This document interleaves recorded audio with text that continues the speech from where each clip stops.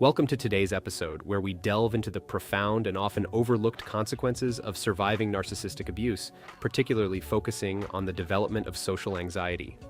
Narcissistic abuse is a complex and insidious form of emotional manipulation that deeply impacts one's sense of self and interpersonal interactions.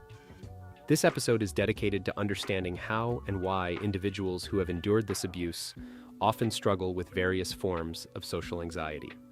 Narcissistic abuse often leads to a profound alteration in one's identity.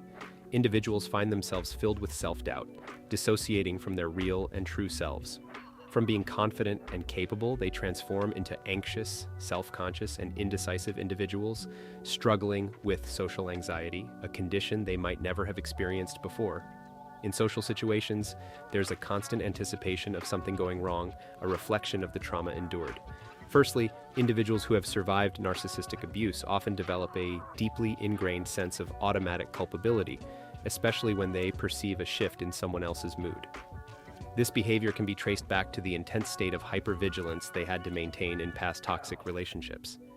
In such relationships, the narcissist's emotional state was not just a personal matter, it was a powerful force that controlled the entire atmosphere of the environment. Survivors learn to constantly monitor and adapt to these volatile mood swings as a means of self-preservation. Over time, this vigilance turned into a reflexive behavior, where even the slightest change in someone's demeanor could trigger a response of self-blame and responsibility in the survivor.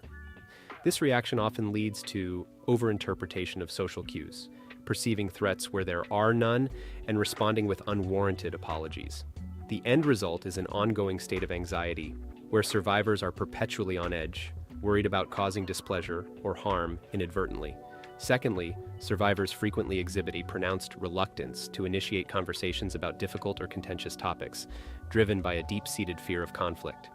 This behavior has its roots in the unsafe and destructive nature of communication within their past narcissistic relationships. Attempts at dialogue with a narcissist were often fraught with danger, as even the most non-confrontational and well-intentioned conversations could quickly escalate into intense arguments and emotional turmoil. Such experiences taught survivors that communication, especially on sensitive subjects, was inherently risky and painful.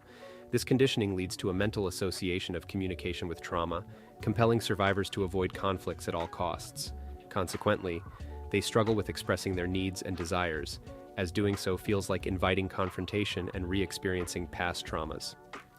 This avoidance can lead to a buildup of unaddressed issues and emotions, further complicating their ability to form healthy, open, and honest relationships.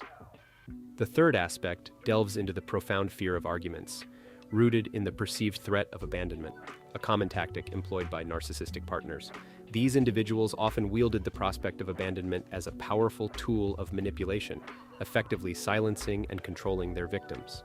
This constant threat created an environment where any form of disagreement or expression of personal needs was fraught with the fear of being left alone. For survivors, this experience creates a long-lasting impact. In new relationships, they might find themselves shying away from any form of confrontation or hesitating to express their own needs and opinions. The underlying fear is multifaceted. They worry about being perceived as irrational or unreasonable. And the deeper, more distressing fear is that such expressions might lead to their abandonment. This fear is not just about being physically left. It's deeply tied to emotional isolation and the belief that their feelings and needs are inherently problematic or unworthy of attention. The fourth aspect involves a habitual tendency to apologize, a behavior deeply ingrained through narcissistic abuse. Constant gaslighting by the abuser often leads survivors to internalize the belief that they are always at fault, regardless of the reality of the situation. This relentless manipulation distorts their sense of responsibility, making them feel culpable for events and actions they have no control over. Consequently, survivors often find themselves apologizing excessively, even for circumstances where they bear no blame. This habitual apologizing is more than just a reflex. It's a manifestation of the deep-seated self-blame and a skewed perception of their role in interpersonal dynamics. Lastly, the shaping of one's mood to align with others is a significant and troubling outcome of surviving narcissistic abuse. During the abusive relationship, survivors often had to mirror the narcissist's emotions as a means of survival, a tactic to avoid conflict and appease the abuser. Over time, this strategy leads to a disconnection from their own emotional core, as they continually suppress their true feelings to reflect those of the narcissist.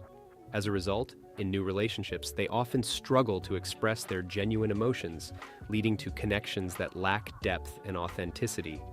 This mirroring goes beyond mere empathy. It becomes a mechanism to ensure emotional safety, but at the cost of losing touch with one's true self. The challenge for survivors is to rediscover their own emotional identity, separate from the influence of past abuse, and learn to express their true feelings in a healthy and authentic manner. Understanding the depth of trauma experienced by survivors of narcissistic abuse is crucial. Healing is not a linear process and requires time and patience. It involves intense inner work, understanding the complexities of one's experiences, and allowing oneself to heal at their own pace. It's important to approach recovery with compassion and without the pressure of a set timeline. In conclusion, the journey to recovery from narcissistic abuse is challenging and multifaceted.